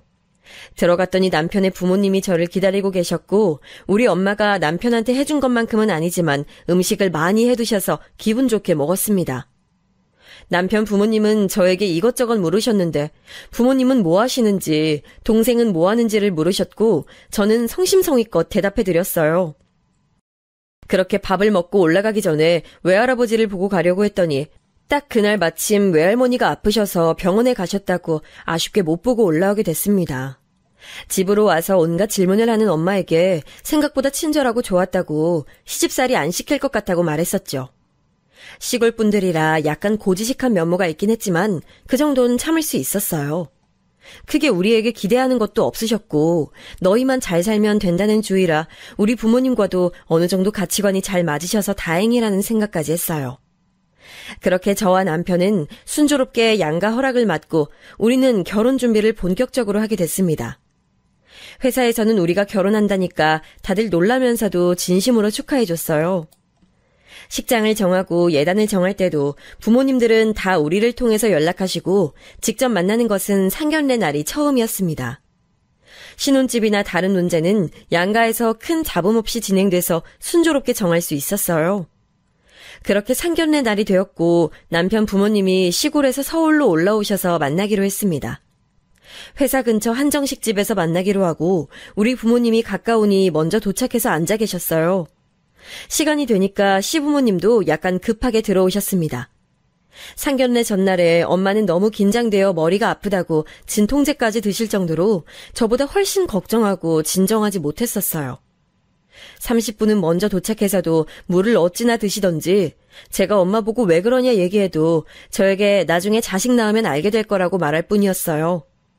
아버지도 평소에는 굉장히 침착하신 편인데 그날은 계속 안주머니에서 손수건을 꺼내 땀을 닦으셨죠. 반면 저나 남편은 이미 양가 어른들을 봤으니 그래도 한번 봤다고 조금 괜찮았습니다. 그리고 드디어 남편 부모님이 우리가 앉아있던 방으로 들어오셨고 저와 부모님은 자리에서 일어나서 맞아줬어요. 남편 부모님도 환하게 웃으며 들어오셨는데 저는 그때 분위기를 아직도 잊을 수가 없답니다. 서로 어색하고 반갑게 인사했는데 갑자기 시어머니와 우리 친정엄마의 표정이 급속도로 굳기 시작했어요. 저와 남편은 중간에서 얼떨떨하게 지켜봤고 아빠들도 이게 무슨 일인가 싶어 쳐다봤죠. 아영아, 짐 챙겨. 나가자. 저딴 집안하고 결혼 절대 못해. 성범아, 며느리 집안이 저 집이었어? 결혼 없던 걸로 하자. 친정엄마와 시어머니는 동시에 각자 자식들에게 이 결혼은 절대 무슨 일이 있어도 안 된다고 했고 저와 남편은 당황하기 시작했습니다. 왜 그러냐고 물어보는 저를 엄마는 손을 잡고 방을 나왔고 제가 아무리 버티려고 해도 어디서 그런 힘이 나오는지 저를 질질 끌고 나갔어요. 아버지도 당황해서 원래 그런 성격이 아니신데 엄마 앞을 가로막고 이유를 말하라고 했었죠. 정신없이 나오면서도 남편 쪽을 봤더니 시어머니는 주저앉아 머리를 감싸고 있었습니다. 모르는 사람이 봐도 우리의 경우는 엄마들끼리 서로 아는 사이인 게 확실했고 상견례는 그렇게 망치게 됐어요. 집에 돌아가는 길에 제가 엄마한테 왜 그러냐고 소리 지르고 난리치고 제가 태어나서 처음으로 그렇게 항의하고 엄마한테 대들었는데 엄마는 듣지도 않고 외할머니에게 전화했습니다. 엄마, 아영이 예비신랑 정순이네야. 세상 너무 좁아. 어떻게 이래? 그러니까 당연하지. 절대 결혼 못해. 뒷좌석에서 엄마에게 말해달라고 아무리 소리쳐도 엄마는 집에 가서 말한다고 하며 말해주지 않았어요. 당장 그놈과 헤어지라는 말만 되풀이했습니다. 그렇게 집에 도착하고 엄마는 저와 아빠한테 충격적인 소리를 해주었습니다. 엄마의 고향과 남편의 고향이 같아서 설마 했더니 진짜로 그 집이었다고 하며 엄마는 어린 시절 얘기를 꺼내셨어요. 이야기는 예전으로 거슬러 가게 됩니다. 엄마의 할아버지, 그러니까 저한테는 증조할아버지와 남편의 증조할아버지는 사이가 굉장히 안 좋으셨대요. 둘 다 농사를 지으셨는데 시장에 내다 파는 과정과 논에 물을 대는 과정에서 크고 작은 마찰이 생겼고 아주 작은 싸움이 나중에는 집안 대 집안으로 번졌다고 합니다. 서로 같은 동네에서 살았기 때문에 다들 아는 사이였는데 서로 사이가 좋지 않았던 두 쪽 집안 덕분에 엄마가 어렸을 때는 조선시대 붕당 정치처럼 마을 사람들이 두 파로 갈라졌다고 해요. 길을 걷다가도 서로 발견하면 못 볼 것을 봤다는 듯 고개를 획 돌리거나 시비를 걸고 다녔다고 합니다. 마을 사람들도 다 알 정도로 사이가 안 좋아서 유명했다고 하더라고요. 얘기를 하나씩 따지다 보면 두 쪽 다 잘못한 구석이 있었는데 전혀 인정하려 하지 않았고 작았던 감정 싸움은 그렇게 커져서 집안끼리 상종도 안 하게 됐답니다. 특히 엄마는 고등학교까지 고향에서 나왔는데 시어머니와 정확히 중학생 때부터 앙숙이었대요. 초등학생 때까지는 그렇게 양가 싸움이 심하지 않았고 또 어려서 어른들이 놀지 말라고 해도 와닿지 않아 몰래 놀곤 했는데 중학교에 올라가서는 앙숙이 되었답니다. 어른들처럼 사소하게 싸운 일이 점점 커져서 급기야 머리채를 잡고 싸울 정도로 사이가 안 좋았었는데 그 일로 어른들이 학교에 오게 됐답니다. 그런데 학교에 와서도 어른들이 서로 더 격하게 싸워서 선생님들이 오히려 말렸고 나중에는 마을에서 알아서 우리 두 집안이 엮이면 강제로 해산시키고 했다고 하네요. 선생님들까지 포기할 정도로 엄마와 시어머니는 사이가 안 좋았다고 합니다. 엄마 말로는 시어머니는 못되고 이기적이라고 절대 그런 성격과 인성을 가진 사람이 제 시어머니가 될 수 없다고 제가 태어나서 본 엄마 중에 가장 단호하게 말씀하셨어요. 자기가 이제껏 살면서 봤던 사람 중에 제일 인성이 별로인 사람이 시어머니라고 절대 이 결혼은 안 된다고 말씀하셨습니다. 이 얘기는 아빠도 처음 듣는 얘기였는데 엄마는 고등학교를 졸업하고 바로 서울로 올라왔기 때문입니다. 내가 정숙이 개 보기가 싫어서 올라온 거야. 똥이 무서워서 피해? 더러워서 피하지. 그쪽 집안은 기본이 안 돼 있는 집이야. 절대 결혼 못해. 다른 남자 찾아. 엄마는 더 말할 것도 없다고 부정 탄다고 입에 오르지도 말게 하라고 하셨어요. 아주 예전부터 엄마가 서울에 올라오기 전부터 가족끼리 사이가 안 좋았다고 하더라고요. 외할아버지도 그쪽 집안이라고 하면 그쪽으로 눈길도 돌리지 않는다고 하셨습니다. 외할머니는 시어머니 엄마와 머리채 잡고 싸운 적도 있다고 하더라고요. 엄마가 저렇게까지 말하니까 저도 이 결혼이 맞는 건가 생각했지만 한편으론 나하고는 관계가 없다고 생각했습니다. 원수의 집안이라고 결혼 반대를 하는 게 이렇게 평범하게 살아온 내 인생에 일어나게 될 줄은 전혀 몰랐죠. 엄마가 그렇게 치를 떨며 반대하셔도 저는 이미 남편과 결혼하고 싶은 마음이 굴뚝 같아서 마음을 접는 게 쉽지 않았습니다. 아버지에게 중재를 요청해봐도 아버지는 한숨만 쉬며 엄마와 둘이 얘기하라 하셨고 엄마는 제가 말만 꺼내도 결혼은 무슨 빨리 헤어지라고 난리치셨죠. 남편에게 연락하니 본인도 과거 얘기를 다 들었고 저처럼 시어머니가 당장 헤어지라고 하는 중이라고 말하더라고요. 솔직하게 얘기하자면 남편도 저도 아무리 양가 어른들이 사이가 좋지 않아도 우리는 사이가 좋으니 별 상관이 없었습니다. 하지만 결혼은 우리만 좋다고 되는 연애도 아니고 오히려 집안과 집안의 연결이잖아요. 아무리 말해도 양측 어머니들은 들은 척도 하지 않으셨고 엄마는 제 얼굴만 보면 헤어졌냐고 물으셨어요. 나중엔 그것도 묻지 않으시고 어디서 선자리를 자꾸 구해와서 무조건 나가라고 강요하셨습니다. 아버지도 제가 열심히 주장해도 엄마가 저렇게 싫어하는데 어쩔 도리가 있냐고, 저에게 곤란하다고 알아서 헤어지라는 식이었고, 남편의 말을 들어봐도 그쪽도 똑같았어요. 그런데 사람 마음이란 게 참 웃겨요.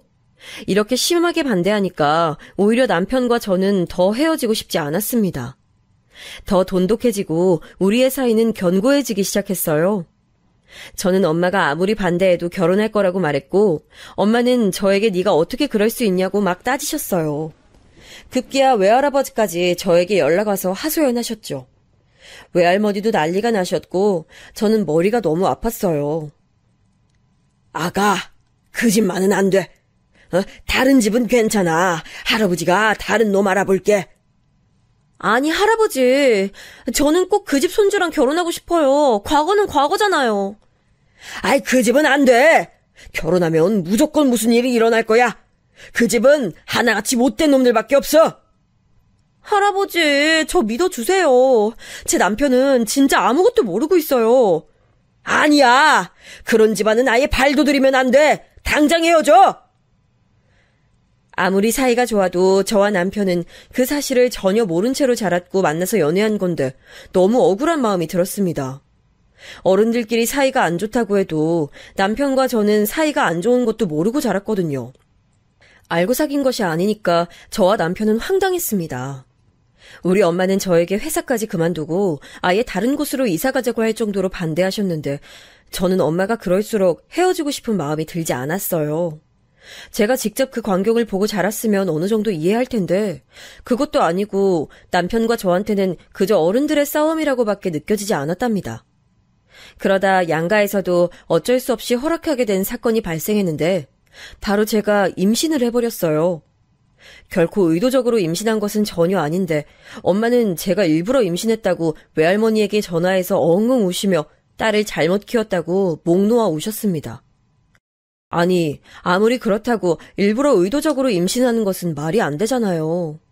진심으로 우연히 생긴 아이였고 양가 어른들 때문에 결혼식도 암묵적으로 취소되고 미뤄지고 있었는데 이 사건을 계기로 남편과 저는 더 돈독해지게 됐습니다. 외할아버지는 저를 남자인 남동생보다 훨씬 예뻐하시고 어화둥둥 사랑만 주셨는데 임신 소식을 듣고 저에게 처음으로 화를 내셨어요. 감히 우리 손녀딸한테 저 죽일 놈의 가정의 씨를 품게 했다고 남편을 찾아가서 따지고 시골에서도 싸움이 났었다고 합니다.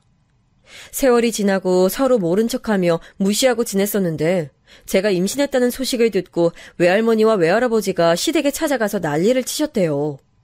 엄마는 저에게 빨리 가서 아이를 지우라고 소리 지르시고 저는 예상치 못하게 아이가 생겨서 안 그래도 혼란스러운데 엄마와 외할아버지가 난리를 치니 너무 속상한 마음이 들었습니다. 남편과 아무리 얘기해도 우리는 절대 아이를 지우고 싶지 않았고 결국 저는 임신한 몸으로 단식투쟁까지 하며 결혼까지 성공하게 됐어요.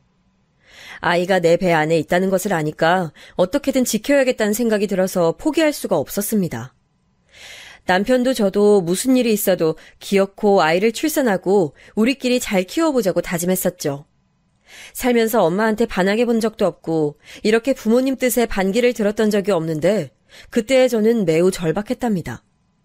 엄마는 저에게 그럴 거면 집을 나가서 네 맘대로 하고 싶은 것 마음대로 하고 살라고 얼굴도 보기 싫다고 하셨는데 저는 진짜 남편은 잘못이 없으니 제발 결혼만 시켜달라고 했습니다. 남편도 그 성격에 부모님에게 태어나서 처음으로 화내고 적극적으로 의견을 전달했더니 그쪽 부모님들도 머리를 부여잡고 누우셨다고 하더라고요. 난리도 이런 난리가 없게끔 결혼 전부터 잡음이 많았는데 당연히 결혼하고도 크고 작은 사건들이 생겼습니다. 저는 임신했으니 배가 부른 채로 결혼식을 하게 됐는데 결혼식 준비 과정에서도 양가 어른들은 의견 다툼을 너무 심하게 하셨어요. 식장 잡는 것부터 싸우셨는데 원래 서울에서 하기로 했었고 시골에는 버스를 보내주기로 되어 있었어요. 그런데 남편 집에서 시골에도 예식장이 있다고 거기서 하자고 우기기 시작했어요. 엄마는 그 촌동네에 뭐가 있냐고 화를 내시고 시댁에서는 시골도 사람 사는 곳이고 그 예식장에서 우리 조부모님도 결혼했는데 뭐가 문제냐고 하셨죠. 결국 우리 아버지와 시아버지가 둘이 따로 얘기하셔서 서울에서 결혼식을 결정했더니 시어머니가 서럽다고 남편을 붙잡고 몇 시간을 우셨다고 합니다. 식장 위치는 시작이었고 다음에는 예단과 신혼집 위치도 남아있었어요. 신혼집은 남편이 해오기로 했는데 갑자기 시댁에서 우리 집에 1원이라도 주는 것이 아깝다고 지원을 안 하시겠다고 했습니다. 엄마가 그 소리를 듣고 그러면 남편을 우리 집에서 처가살이를 시키겠다고 하니 또 갑자기 말을 바꿔서 그럼 해주긴 하겠지만 시댁을 일주일에 한 번씩 오라고 하더라고요. 그리고 혼수도 이거 해라 저거 해라 말이 많으셨습니다. 엄마는 그걸 듣고 우리 집도 돈 많다고 우리 아버지는 은행 다니니까 돈 가지고 유세 떨지 말라며 한 소리를 하시기도 했죠. 예단도 요구하는 금액이 많았는데 엄마가 그 시골에서 이런 게 무슨 소용이냐고 아직도 조선시대인 줄 아냐고 따져서 겨우 무마됐습니다. 결혼 준비하며 원래 신부와 신랑이 많이 싸워서 파혼까지 간다고 하던데 저와 남편은 오히려 사이가 돈독해졌어요. 제가 임신하고 있었기 때문에 우리끼리는 사이가 더 좋았습니다. 그런 우리 부부와 달리 어른들의 의미 없는 싸움은 지속됐어요. 결혼식장에서 입는 한복 가지고도 마찰이 있었는데 시어머니가 무슨 신부 어머님들이 입는 전형적인 분홍색에 보라색을 합친 한복을 고르더니 거기에 레이스를 달고 호랑이 자수를 넣겠다는 거예요. 저는 처음에 장난인 줄 알고 웃었는데 시어머니는 정색하시고 진짜로 호랑이와 나비를 한복에 넣어달라고 하셨습니다. 레이스도 어깨 양쪽에 달고 치마는 분홍색의 보라색 무늬로 강조해달라고 하셨죠. 그러더니 갑자기 무슨 조선시대 중전이 입는 한복은 없냐고 사장님에게 묻는 거예요. 저는 슬슬 당황하기 시작했고 엄마 표정도 매우 안 좋아지셨어요. 엄마와 시어머니는 예전에 만나기만 하면 싸웠다던데 결혼 준비를 시작하면서는 서로 만나면 무시를 했거든요. 그런데 엄마는 시어머니가 그런 것을 보고 한숨을 쉬며 결혼 꼭 해야겠냐고 하셨죠. 한복집 사장님이 저한테 몰래 와서 시어머니가 무당이시냐고 물을 정도로 시어머니는 이상한 고집을 부리셨는데 다행히 엄마가 나서기도 전에 남편이 나서서 엄마 창피하게 왜 이러냐고 한 소리를 해서 없던 일로 되었습니다. 그걸 보더니 엄마는 저에게 저것 보라고 저렇게 염치 없고 자기밖에 모르는 사람이 네 시어머니라고 지금도 결혼 없던 걸로 하는 것은 아직 늦지 않았다고 하셨어요. 하지만 그 당시 저는 아이를 꼭 낳고 싶었고 남편과 결혼하고 싶은 마음이 너무 커서 엄마의 반대에도 꿋꿋하게 결혼 준비를 이어나갔습니다. 결혼식 당일에는 다행히 보는 사람이 많아서 비교적 무난하게 지나갔는데 양쪽의 사이가 너무 안 좋아서 회사 사람들이 말하길 딱 봐도 원수 집안이라고 하셨어요. 그렇게 결혼식도 끝나고 신혼여행도 다녀오고 남편과 저는 아무 문제가 없이 결혼 생활을 시작하게 됐습니다. 명절이나 생신 관련해서도 아주 많은 갈등이 있었는데 저와 남편은 그냥 어느 순간 어른들의 의미 없는 싸움이란 게 느껴져서 이제는 괜찮았어요. 몇 개월이 지나고 저는 아기를 출산했는데 서울 친정에서 산후조리를 하고 시골로 내려가서 아기를 보여주려고 했더니 시어머니는 제가 친정에서 한 달을 있었으니 시댁에서도 한 달 뒤에 올라가라고 하셨습니다. 옆에서 남편이 엄마 제발 그만하라고 해도 시어머니는 무조건 아이와 저는 시댁에서 한 달을 자고 가라며 벌써 이불까지 깔아놨다고 하셨어요. 결국 저는 밤에 몰래 남편과 야반도주해서 서울로 올라가게 됐고 그 과정에서 원래 우리 외할아버지한테 가서 아기를 보여주려고 했는데 보여주지 못해서 외할아버지도 화가 나시고 몰래 서울로 갔다는 것을 알게 된 시어머니는 남편에게 난리를 치셨어요.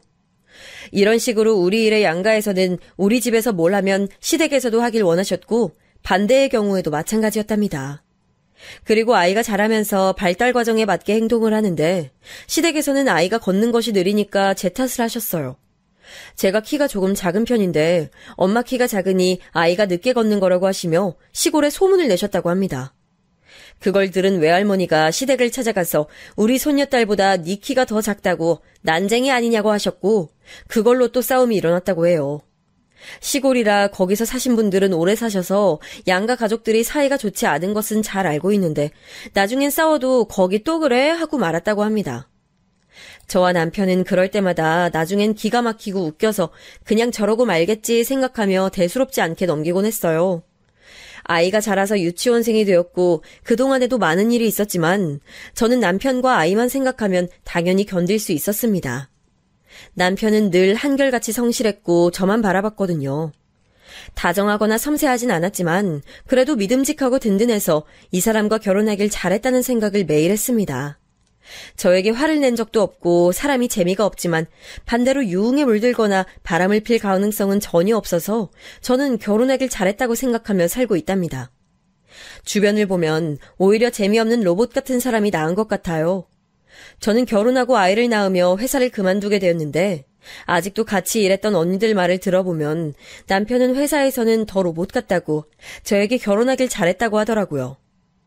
성실하고 일은 잘해서 승진은 한 번도 밀린 적 없이 연봉을 차근차근 높이는 남편이라 의지를 많이 하고 있습니다. 우리 딸도 얼마나 예쁜지 애교도 많고 저와 남편이 사랑을 많이 줘서 굉장히 밝고 예뻐요. 딸만 보면 기분이 좋고 이 아이를 지을지 말지 고민했다는 것 자체가 후회될 정도로 사랑스럽습니다. 이렇게 저는 우리 가족만 생각하면 가슴이 따뜻해져요. 양가 어른들은 사이가 좋지 않고 우리 부부와 딸만 보면 뭐라 하시며 양쪽 탓을 하거나 욕하시는데 이제 그런 것들은 우리 부부에겐 아무 문제가 되지 않았습니다. 그러던 어느 날 엄마가 저에게 진지하게 식당을 개업하려 한다고 말씀하셨어요. 무슨 식당? 근데 엄마는 원래 음식 잘하니까 어떤 메뉴를 골라도 잘할 거야. 아니, 네 친할머니 아는 분이 순댓국 식당 유명하게 하셨거든? 근데 이제 늙으셔서 건강이 안 좋아지셨대. 그걸 나보고 이어받으라고 하시네. 아, 그래? 엄마 너무 잘됐다. 거기 유명했었는데 엄마가 이어받으면 더 잘 될 것 같아. 엄마가 해보자. 엄마 말대로 우리 친할머니의 고향 친구가 아주 유명한 순댓국집을 하셨거든요. 지역도 서울이라 우리에게 너무 좋은 기회였고 엄마는 그렇게 아는 분에게 순댓국집을 이어하셨어요. 엄마가 원래 음식 솜씨가 워낙 좋아서 유명했는데 그 덕분에 유명한 순댓국집은 더 유명해지기 시작했습니다. 정말 말 그대로 대박이 났는데 서울이라 유동인구도 많고 주변에 회사가 많아서 점심때는 일하는 사람만 몇 명인지 몰라요. 저도 심지어 아이 유치원 보내고 잠깐 점심때만 가서 일을 돕기로 할 정도로 사람이 많았습니다. 주인 바뀌고 더 맛있어졌다고 주민들도 많이 오고 방송에까지 나올 정도로 엄마의 가게는 잘 됐어요. 아빠도 은퇴하시고 적적하셨는데 가게에 나와 손님들과 대화하니 즐겁다고 온 가족이 달라붙어 엄마의 가게를 봐줬습니다. 그런데도 일손이 부족해서 직원을 계속 뽑았고 안에서 먹고 가는 사람도 많았지만 포장해서 들고 가는 사람도 많아서 나중엔 포장 전문 직원만 뽑을 정도였어요. 사람을 뽑아도 우리 가게를 찾아 방문해 주시는 분들이 너무 많아 감당이 안 될 지경이었습니다. 남편도 가끔 퇴근하고 와서 일을 도왔어요. 엄마가 음식을 잘하셔서 밑반찬도 다 손수 만드셨고 김장도 다 가게에서 직접 하셨거든요. 그런데 사람들이 김치랑 깍두기가 너무 맛있다고 순댓국은 원래 안 좋아해서 안 먹지만 김치는 사 먹겠다고 김치와 깍두기만 사서 가시는 분들도 적지 않았습니다. 이렇게 잘 될 줄은 몰랐는데 잘 되니까 너무 기분이 좋았고 저도 시간이 나면 엄마 가게로 가서 조금이라도 도우려고 노력했어요. 쉬는 날도 없이 거의 24시간 내내 일해도 사람이 언제나 많았는데 이렇게 가게가 잘 되니까 엄마도 예전보다 얼굴이 더 좋아지셨고 활력도 생기셔서 얼마나 좋았는지 몰라요. 엄마가 저보다 훨씬 바쁘게 사니까 예전처럼 저한테 하루에도 몇 번씩 연락 와서 시댁욕을 하고 예전에 시어머니가 자기한테 어떤 행동을 했는지 말하는 시간이 줄어들어 그것도 참 좋았답니다. 저는 태어나지도 않았던 시절에 시어머니가 어떻게 행동했는지 듣는 것은 사실 너무 힘들었거든요. 그런데 이렇게 엄마 가게가 잘 된 것을 외할머니가 시골에 소문을 내셨나 봐요. 시어머니가 남편과 저에게 전화해서 우리 엄마 가게에 대해서 자세히 묻기 시작했습니다. 저는 그냥 단순하게 대답했는데 남편은 자꾸 시어머니가 일하는데 연락와서 물으니까 짜증이 났는지 장모님 가게에 완전 대박났으니까 자꾸 연락하지 말라고 했다고 하더라고요. 시어머니는 그걸 듣고 기어코 우리 엄마의 가게로 오셨습니다. 연락도 없이 와서 엄마는 처음에 헛것을 본 줄 아셨대요. 뻔뻔하게 우리 가게에 들어오더니 손님에게 왜 그러냐고 당당하게 따졌다고 합니다. 엄마는 처음에 내보내려고 했는데 잽싸게 자리에 앉길래 그냥 빨리 먹이고 내보내야지 생각해서 받게 됐대요. 마침 그날 제가 엄마의 가게로 가기로 했던 날이라 제가 도착했더니 시어머니는 혼자 테이블에 앉아 팔짱을 끼고 가게 주위를 둘러보고 있었어요. 하필 점심시간대라 사람들이 많았고 정신이 없었는데 시어머니는 물통부터 수저까지 하나씩 깐깐하게 보며 뭐라 하더라고요. 사람들이 와서 포장도 하고 열심히 주문하고 식당 밖에서 줄 서서 기다리는 것을 보니까 시어머니는 배가 아프셨던 것 같습니다. 직원 이모가 순댓국을 시어머니에게 가져다 주니 처음엔 먹지도 않고 열심히 속을 뒤적거리더라고요. 제가 그때부터 이상해서 시어머니를 주시했는데 갑자기 본인 머리카락을 뜯더니 순댓국에 집어넣습니다. 제가 저게 뭐 하는 짓이지 싶어 가까이 다가가니까 시어머니는 당당하게 저에게 소리를 지르셨어요. 이것 봐, 이게 뭐니? 너희 엄마는 기본도 안 돼 있다. 음식에 머리카락이 들어있잖아. 이게 말이 되니? 아니 어머니, 지금 머리카락 뜯어서 거기 넣는 거 제가 다 봤어요. 뭐? 그게 무슨 소리야? 그 엄마의 그 딸이라더니 이제 시어머니한테도 대들어? 도대체 가정교육을 어떻게 시킨 거야? 저와 시어머니가 둘이 싸우니까 가게에 있던 손님들은 다 우리를 쳐다보고 엄마도 급하게 자리로 왔습니다. 제가 억울해서 소리 지르니까 시어머니는 저보고 자기를 모함한다고 엄마에게 자꾸 기본도 되어 있지 않다고 소리를 질렀어요. 직원들도 그럴 리가 없다고 해명하는데 시어머니는 마치 연기자처럼 진지하게 머리카락이 순댓국에서 나왔다고 사람들에게 먹지 말라고 했습니다. 그걸 본 사람들은 한두 명씩 가게를 나가고 기다리던 사람들도 머리카락 나왔대 하며 발걸음을 돌렸어요. 저는 아무리 양가가 사이가 좋지 않아도 한 번도 시어머니에게 뭐라 대든 적이 없었는데 그날은 제가 직접 눈으로 보았기도 하고 우리 엄마한테 저렇게 대놓고 소리 지르는 시어머니를 처음 봐서 참을 수가 없었습니다. 남의 가게 와서 왜 이러는 건지 이해가 되지 않아 시어머니에게 내가 다 봤는데 무슨 말이냐고 울며 따지니까 시어머니는 손님들이 다 나가니까 목적을 달성했는지 웃으며 가게를 나갔어요. 엄마는 허탈했는지 엉엉 우시는데 제가 너무 속상해서 시어머니를 따라 나가 따지니까 저보고 저리 비키라고 밀기까지 했습니다.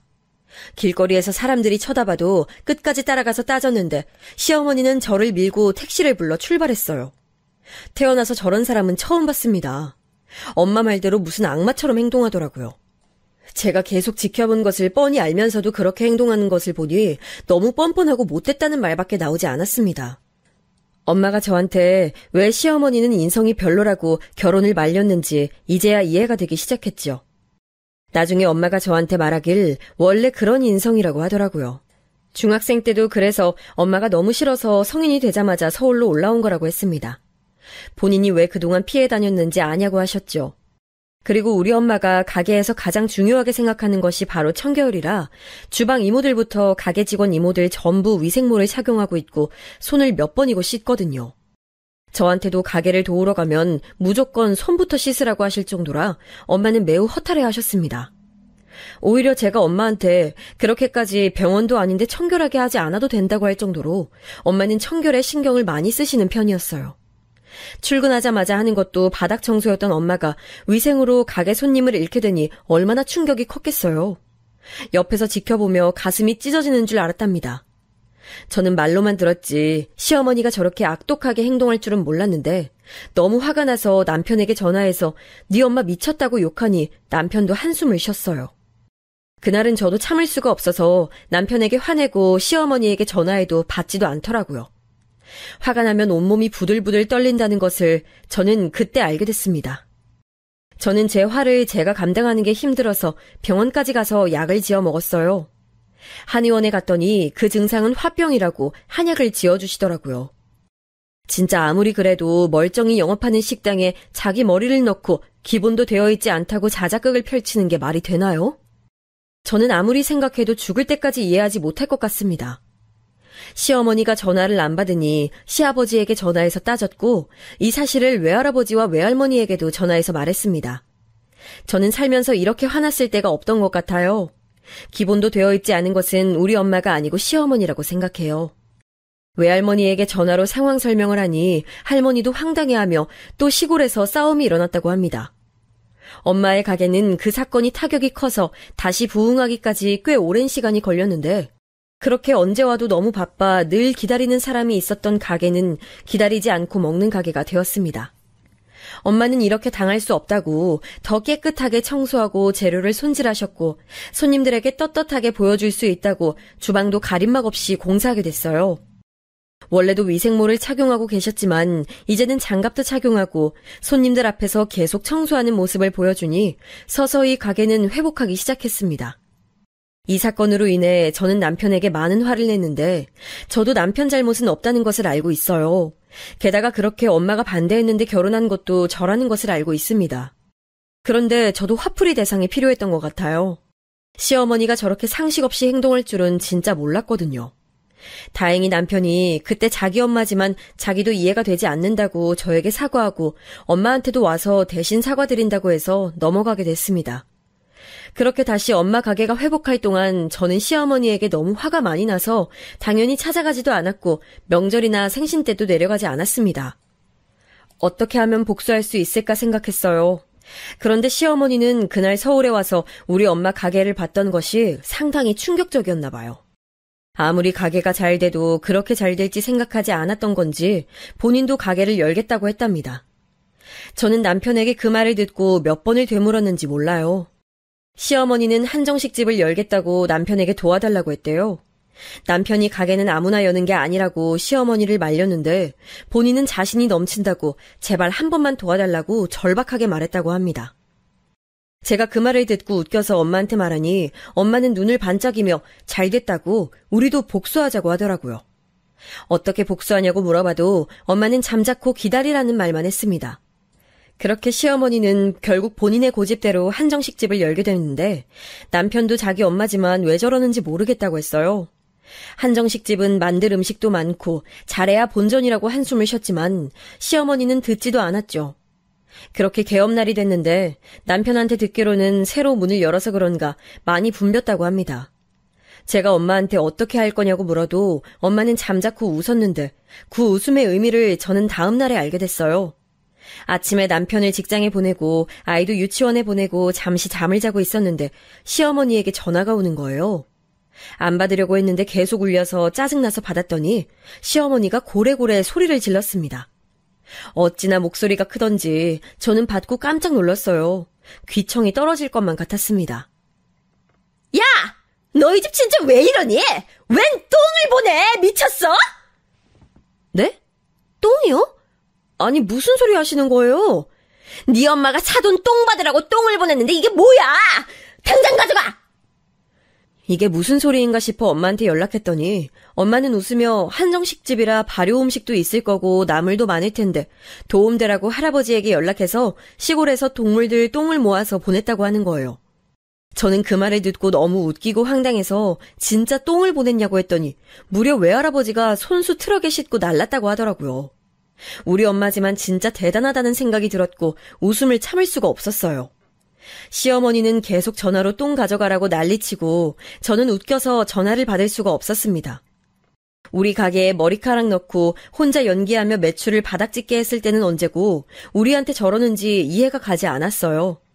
우리 엄마는 가서 똥을 넣은 것도 아니고 그저 문 앞에 트럭째 똥 배달만 시킨 건데 그게 그렇게 잘못됐나요? 시어머니의 아빠가 화가 나서 우리 외할아버지를 찾아가서 따졌다는데 외할아버지는 그러거나 말거나 문을 걸어 잠그고 낮잠까지 자셨다고 합니다. 시골에 시어머니가 하소연해도 이제 마을 주민들은 또 싸우냐고 관심도 가지지 않았고 시어머니는 우리 때문에 자꾸 본인 가게가 망했다고 원망했는데 사실 제가 시골에 가서 시어머니 음식을 직접 먹어봤잖아요. 냉정하게 시어머니는 원래 음식 솜씨가 없으세요. 이건 본인의 아들인 제 남편도 인정했습니다. 모든 음식에 소금을 왕창 넣고 뭐를 만들어도 다 똑같은 소금 맛밖에 나지 않아요. 남편도 자기 엄마 음식보다 우리 엄마 음식을 훨씬 좋아할 정도로 맛이 없으니 굳이 우리 엄마가 그렇게 행동하지 않았어도 망하게 됐을 거예요. 아무튼 개업하자마자 이렇게 복수해서 그런가 시어머니 가게는 폭삭 망해서 2달 만에 식당을 접었습니다. 그에 반해 우리 엄마 순댓국집은 날이 갈수록 잘 돼서 확장 이전까지 하게 됐어요. 그때 시어머니가 난리쳐서 손님들이 뚝 끊겨서 사실 엄마가 병원도 다니셨거든요. 너무 힘들어하셔서 밤에 잠도 못 자고 밥도 드시지 못해서 야위었는데 이렇게 참신하게 복수할 수 있어서 얼마나 다행이라고 생각했는지 몰라요. 남편에게 말하니까 남편도 어이가 없는지 웃더라고요. 원래 시어머니와 그렇게 돈독한 모자 사이가 아니어서 다행이었던 것 같아요. 시어머니는 저한테 다시는 시골에 얼굴도 비치지 말라고 했는데 저는 어차피 시어머니가 우리 엄마 가게에 와서 난리친 것을 본 이후로 살면서 시어머니를 마주칠 생각이 없었기 때문에 상관없었습니다. 요즘도 저는 엄마 가게에 가서 돕느라 아주 바쁜 나날을 보내고 있어요. 여기까지가 제가 준비한 내용인데 어떻게 잘 들으셨는지 모르겠어요. 저는 제보하려고 쭉 적는데 되게 즐겁게 써내려갔습니다. 유쾌하게 들으셨으면 좋겠습니다. 들어주셔서 감사합니다.